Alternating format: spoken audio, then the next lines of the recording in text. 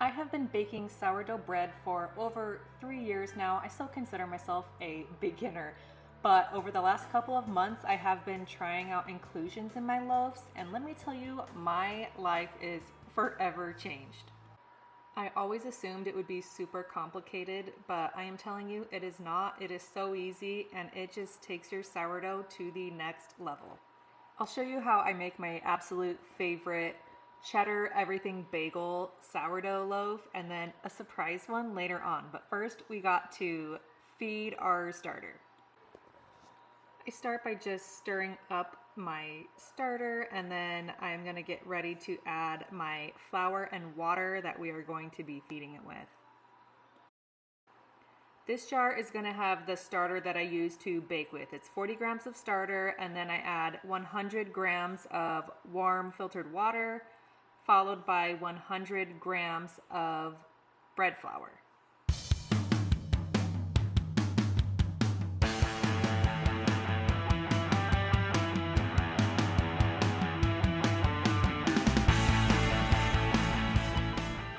I'm just going to give everything a good mix, and as I'm mixing this, I'm realizing that this jar is too small, so I'm just going to transfer it to a larger jar.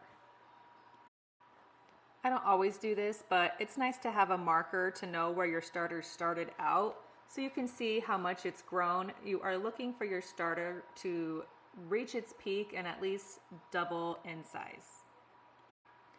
So if you're new around here, I live in Alaska near Anchorage, and my house just tends to run very cold, especially in the winter, but even in the summer too.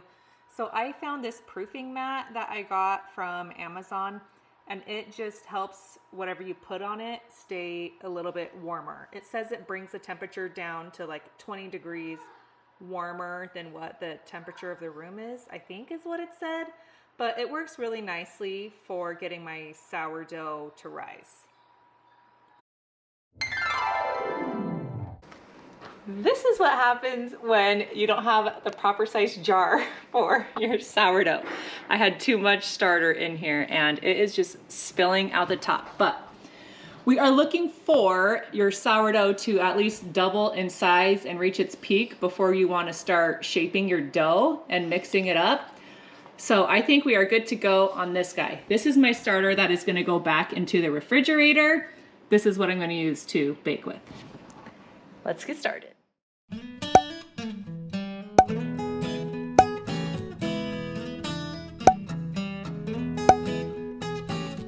The recipe I always use for my sourdough bread comes from a video from Farmhouse on Boone. I will tag her video in my description below if you want the full in-depth process from her. She's amazing. So the first step is I am going to put my bowl on my food scale and weigh out 950 grams of bread flour. I'm first mixing together my bread flour and water. I'm gonna knead that together for about 2 minutes, and then I'm gonna cover it with a towel and let it rest for 30 minutes before I add my starter. By the way, those gorgeous geometry towels are on a super sale this week, so check my video description for all the info.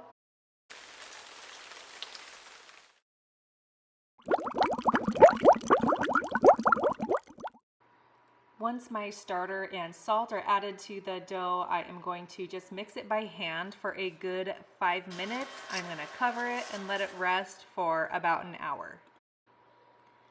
Now that my dough has sat for an hour, it is time to start our stretch and folds.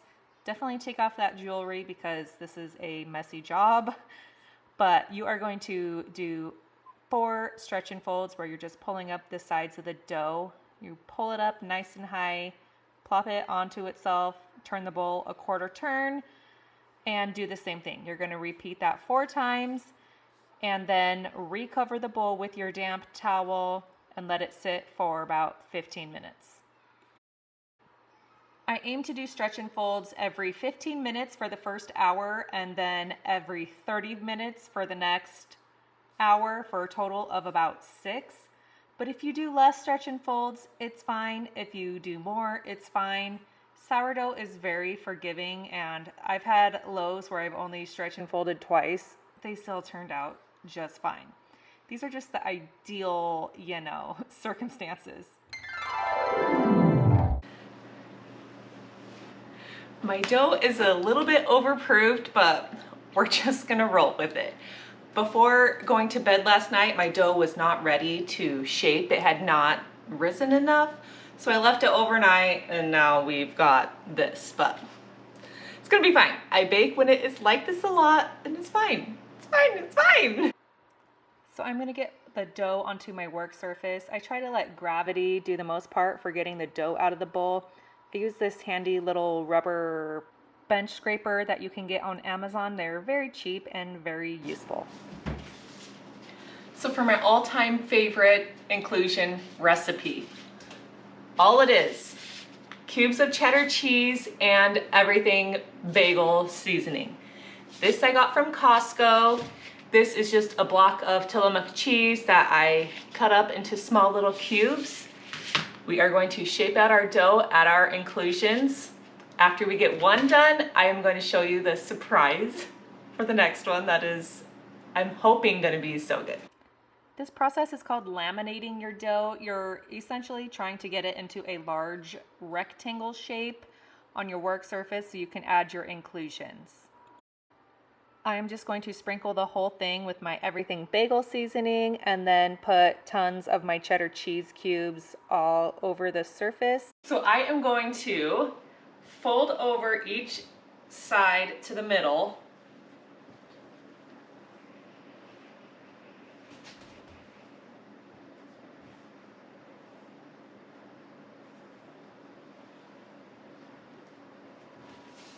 Add one more layer.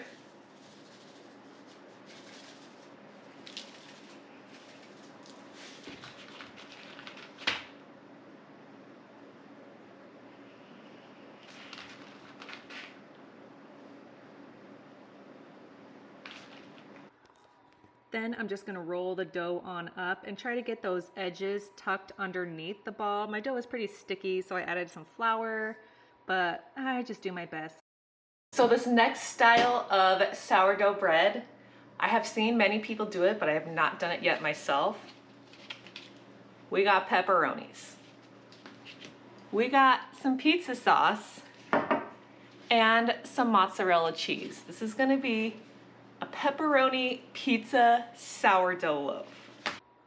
For this one, I am just making that rectangle shape again. I'm gonna add the pizza sauce, a layer first, just a thin layer, and then I'm gonna add the mozzarella cheese and the pepperonis just to cover that entire surface.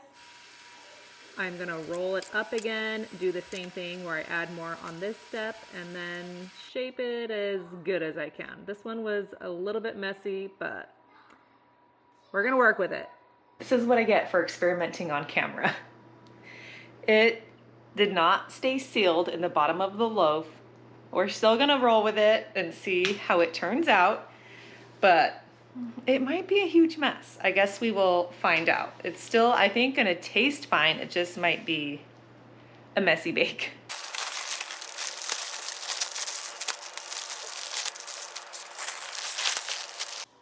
I got these cool bowl covers on Amazon. I'll have those linked below, and then into the fridge they go. These are gonna bake at 450 degrees. I am preheating my oven and also preheating my cast iron Dutch ovens that the loaves are gonna bake in. While I wait for the oven to preheat, I want to show you an update on my plants and flowers that I have going outside. It is a gorgeous day today. We've been so lucky that Alaska has been showing us off with great weather. So I started these plants like about a month ago. These I think are squash. These ones are I think snap peas. I should remember. These little ones are strawberries. They're not growing too well, so I don't know if those are gonna work out, but I need to get these planted soon. They, I think, are ready to go into the ground. I'm not a pro gardener, but we're just gonna try. This is my daughter's flowers that she got after a dance performance that she did. They're looking beautiful. I've got my Mother's Day hanging basket here, which some of the flowers are doing good, some not so much. I have this gorgeous hanging basket up here. This is a strawberry plant that, oh, look. There are some strawberry buds on there. That's kind of exciting. I need to get this in the ground too. This is gonna go in our backyard. Here are all of our blueberries that are looking very nice. And then this is our apple tree that we planted last year. I'm hoping we get fruit from it this year. I am not sure. It's funny, you can see these little stubby ends of the branches. That is where moose have taken little bites of our apple tree branches. And then this is just my front little garden bed. So I had these bright pink flowers I got from Costco. They're doing great. The other day at Walmart, they had a bunch of clearance flowers that were like half dead for $1. So I bought a bunch of them, and a lady I was chatting with in the parking lot said she bought some and she was able to revive them and they're doing great. So she was back to buy more. So she gave me hope. I just planted these yesterday. This is a snapdragon. Ooh, that guy's like tilted over, but new. I'm hoping this will get strong again. I don't know. Those are new. Those are new. Those aren't looking too good. But we're just gonna see how they do. So gorgeous out. I just want to spend the day outside, but got things to do. Let's go see if our oven is preheated and we can get that bread into the oven to cook.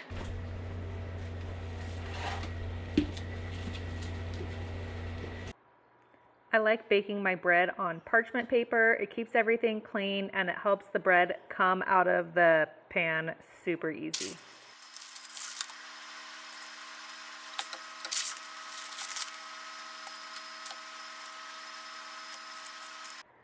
Then I'm just gonna score the bread. I just do a simple X pattern. I am not good at the beautiful sourdough art. Maybe one day. And then I'm just gonna get them right into the oven. I got those cooking now. They will bake for 18 minutes with the lids on. I will then take the lid off, reduce the heat to about 425 degrees, and let it bake for the rest of the way until it's golden brown, usually about another 18 to 20 minutes. I will tell you about a fun adventure our family did the other day. So you see this mountain behind our house. Just on the other side of it is another mountain called Mount Baldy. I heard lots of great recommendations as a good family hike for us to do, that it's kid friendly, all that. So we took the kids. Going up was fine. We took the normal route, which has switchbacks, which make it easier. There is a more straight up route that has a lot more like climbing over rocks and boulders and stuff. We took the easier route. It was beautiful, gorgeous, wonderful hike. But then when we came back down, it's a bit of a different story. I think it was my daughter who suggested we take the fast way down, which is the straight way, not the around the switchbacks around the mountain. And it was a circus. There was just so much loose gravel that we kept slipping and sliding and falling. We had some scraped up legs. We eventually made it down, but it was just crazy. It was definitely one of those moments that we're gonna remember forever as a family. Basically falling down the mountain together, but still having positive attitudes, knowing that we were gonna make it down one way or another. When some of our kids, I think, thought we were gonna be stuck on the mountain forever. But I'll put some footage of our hike at the end of the video for you to enjoy. We saw this beautiful, huge, it looked like an eagle, but it was called an osprey, I believe is what a fellow hiker told me it was called. And we saw some paragliders. People jump off of that mountain with those parachutes and fly around. So cool. Our loaves are ready to come out of the oven. You guys, I am literally using rags to get this out. Why don't I have any hot pads? I need to buy some. But these look and smell amazing. Don't mind my foot kicking my oven closed. I wish you could smell these right now. It smells like a pizza parlor in here. So good.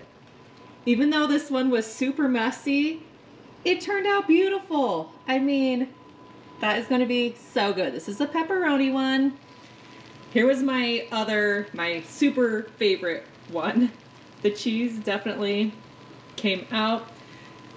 You can leave it in longer if you like your crust to be a little more crusty than this, but I think this looks great. It's important to let your bread rest and cool off before cutting into it. If I cut into it now, it would be a melty mess with all of those inclusions in there.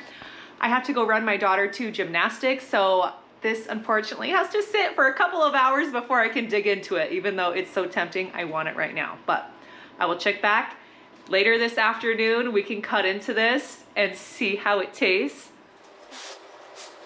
I finally got a good bread knife off of Amazon. This thing cuts my loaves so well. It's such an upgrade from the crappy little knife I was using before.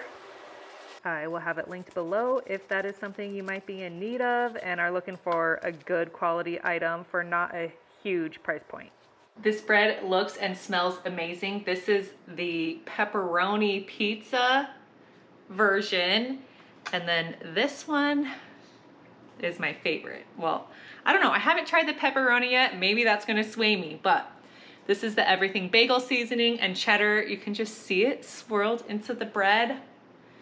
We gotta taste it. When I bake my sourdough bread, it always makes 2 loaves. I stick one immediately into the freezer. I wrap it in plastic wrap and freeze it. And so we eat the first loaf. Once that's gone, I pull the other one out of the freezer and then we eat that one. Once that one's gone, I bake again. That's kind of our sourdough cycle that we do. Since I cut these in half, I'm going to freeze half of the pepperoni and half of the everything bagel cheddar. We will have these other 2 to eat for this week, and then once those run out, which I'm sure will be in a few days, we can get these out of the freezer. And I do store it in the refrigerator when we are eating it in a plastic bag. I've just found that it works great that way. I toast it in the toaster when I want to eat it, and it's bomb. I decided because it's so nice, we needed to eat outside today. There is an obnoxious squawking bird, so I'm sorry about that. Here is the everything bagel cheddar.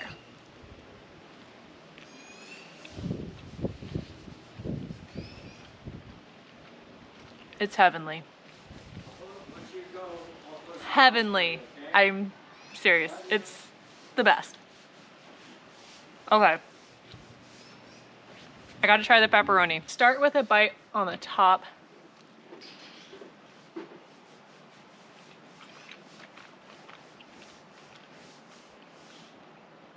It's so good. It tastes like pizza. This is good. I'm not that surprised. It looks amazing, but I'm gonna have to start rotating this one into my weekly sourdough.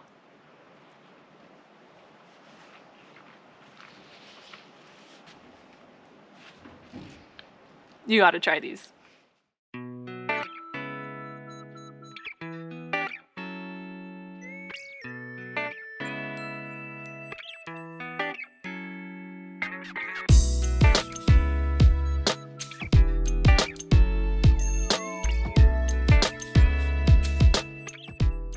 Well, I hope you enjoyed our hiking footage up at Mount Baldy. And are you gonna try the sourdough? You totally need to. I'm just out here on my evening walk and I'm going uphill, and so I'm out of breath. So I'm sorry about that. But I wanted to tell you, if you don't have a sourdough starter, but you want to start a sourdough journey, the first thing I would do is ask friends and neighbors if any of them have a sourdough starter they could share with you. That's the easiest way, the cheapest way.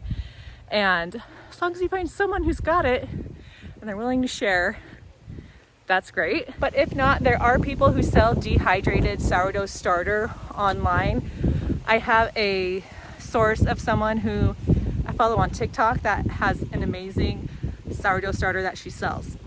So if you want that information, let me know and I can send you a link to her page so you can go find that if you just want to order it, if you don't have a friend to steal some from. It's such a gorgeous day. So I had to get my booty outside, but I am out of breath. So I'm gonna finish my walk. If you got any sourdough questions, let me know. I've got some more ideas to share in the future. I've made a really yummy sourdough focaccia bread, and a really delicious sourdough bagel, which, okay, now I'm craving those too. I eat sourdough every single day. It's pretty much the only bread I eat, but I eat it every day and it's just the best. So with that, I will catch you all on the next freeze drying or sourdough or who knows what adventure. Thanks for watching. See ya.